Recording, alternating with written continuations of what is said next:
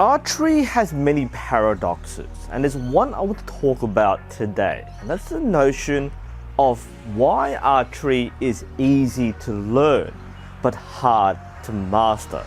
And this is true for most things in life, but archery specifically is deceptively easy. Almost anyone can get into archery as long as you can physically pull a bow back, and you can be young or old, you might not even have all your limbs, but you can still do archery, and people can of course excel in this sport. But that should also mean that everyone should be able to become very good at archery. But not everyone does, and no doubt many of you watching this have reached those barriers or hurdles that you feel are stopping you from becoming good or better at archery. These are three very broad, perhaps oversimplified, but very broad concepts which apply to any kind of archery. And in fact, probably things in general, or more specific to sports and archery. And I find in my experience that people are lacking in one or even all of these legs that support you in your archery journey. There will also be one more thing at the very top, what the tripod is holding up. The first barrier is knowledge. Now, a lot of people think that archery is all about skill, that you just become good at archery. Good reflexes, good eyesight, good dexterity, but archery is knowledge first. Like I said before, archery is deceptively easy. After all, you just have to pull the string back, let it go, and the arrow should hit the middle. You shoot often enough at a target big enough or close enough, and you will eventually hit the middle. But that doesn't mean you are doing it right, and that also doesn't mean that you are able to do it consistently on demand. You have to actually know what you are doing. You have to know the most optimal techniques and become conscious that what you are doing is repeated in every single step. Now, this sort of thing is not inherently ingrained in our psyche or our body. Proper archery technique that is effective is not instinctive. There are ways you can make it instinctive, but it is not inherently instinctive. Archery is a learned skill, which means you need to learn the skills, identify what you need to do and actually learn it. Study it or be taught it and then put it into practice. It is not a skill gap. That becomes later when you are actually learning and becoming better. But for most people starting archery, it's a knowledge gap. And the first barrier here is many people don't want to learn. Unfortunately, the ultimate mindset of archery today as a modern hobby is you just want to fling arrows, which means there is an attitude of wanting to get better. You hope to shoot better, but you don't want to work or study or do homework to learn how to do it properly. There's a bit of a gambler's high when you maybe get the shot right. So that's something you have to confront. If you don't know how to do archery well, your first step is to learn what is it that makes good archery technique. The second leg is conditioning. This is true for most sports, whether it's team sports like football or cricket, or individual sports, boxing, tennis, and of course archery. Now with archery, conditioning is very often overlooked and underestimated because again, people can easily get into archery. You can buy a light bow, light limbs, and just fling arrows, and you just have fun without any additional exercise or any extra fitness.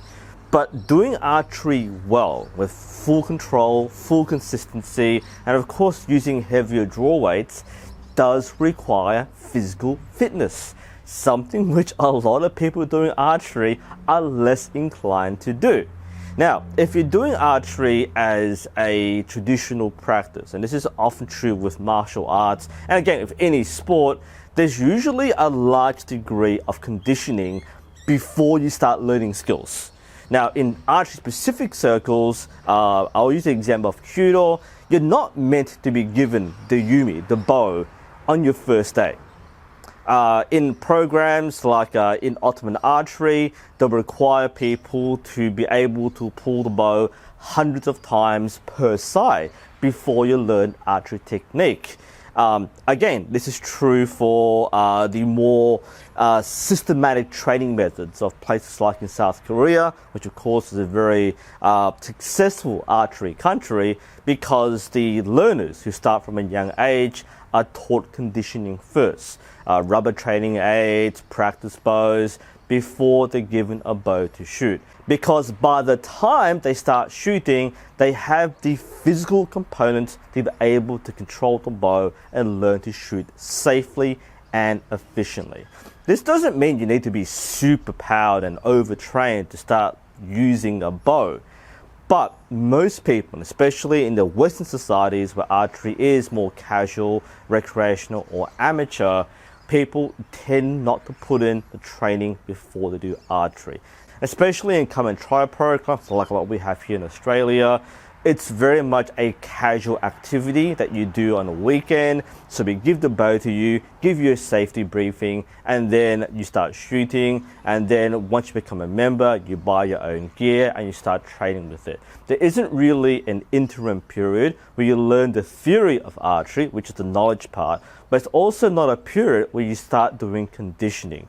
Now, your coach might show you exercises and teach you things like SPTs, which will help build your strength and stamina and flexibility. And I tell my learners, you do this every single day, you'll find yourself emulating hundreds of shots per week. And that means by the time you come to your session in a week's time, in a month's time, your physical condition is going to be so much better. You can tell who's been doing physical training in between sessions, whether it's gym sessions, weight training, or SPTs. But that is definitely one of the things I see people slack off on the most. And that's true for many sports. You want to enjoy the sport, play the game, play the match, shoot your arrows, but you don't want to put the training in to make your physical ability, your body, be able to handle the workload of the sport. And this is definitely true in archery. You need to condition. If you don't, you're going to reach that cap very quickly. The third leg is consistency. And I mean this in a sense of commitment. Both things, commitment and consistency. And this ties in with what we said with studying of knowledge and training with conditioning. Consistency is very important. It means training regularly.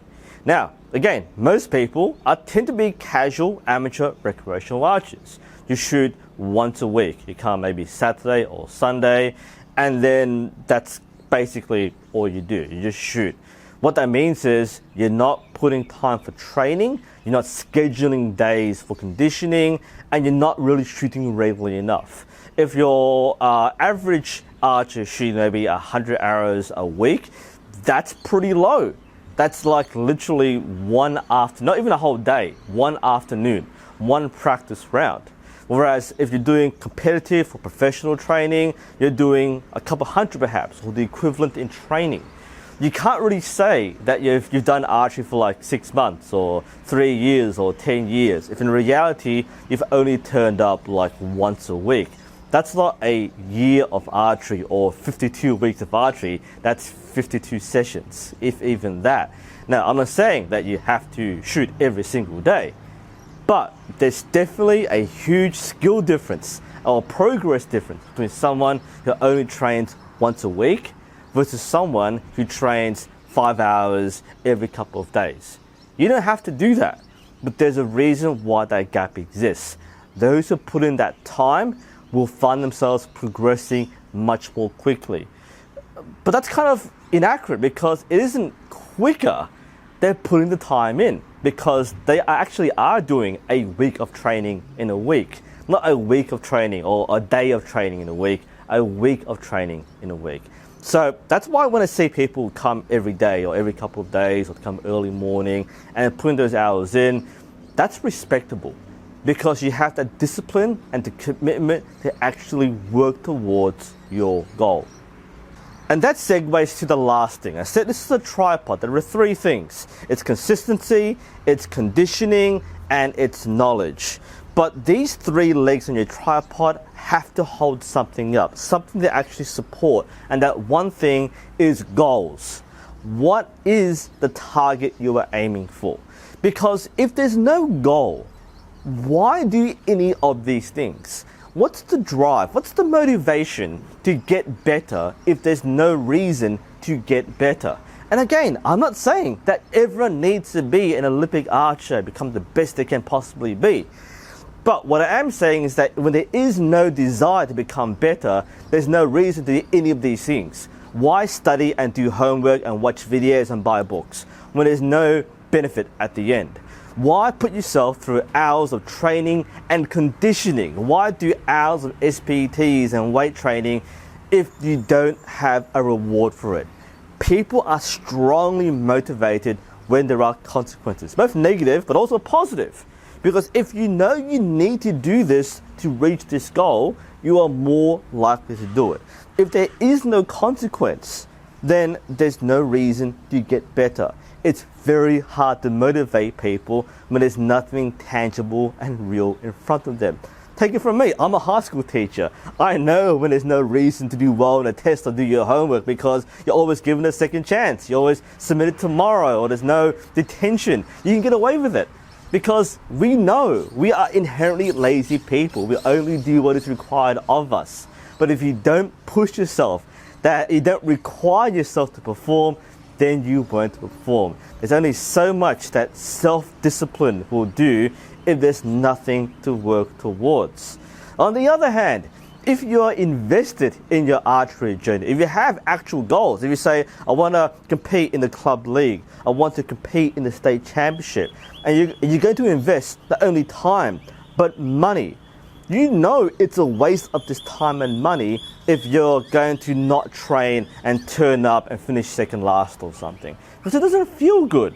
Because you're shooting like crap, you know it's bad, you might do it once or twice, but you know that the moment you get back to your range, you're going to overcome those weaknesses.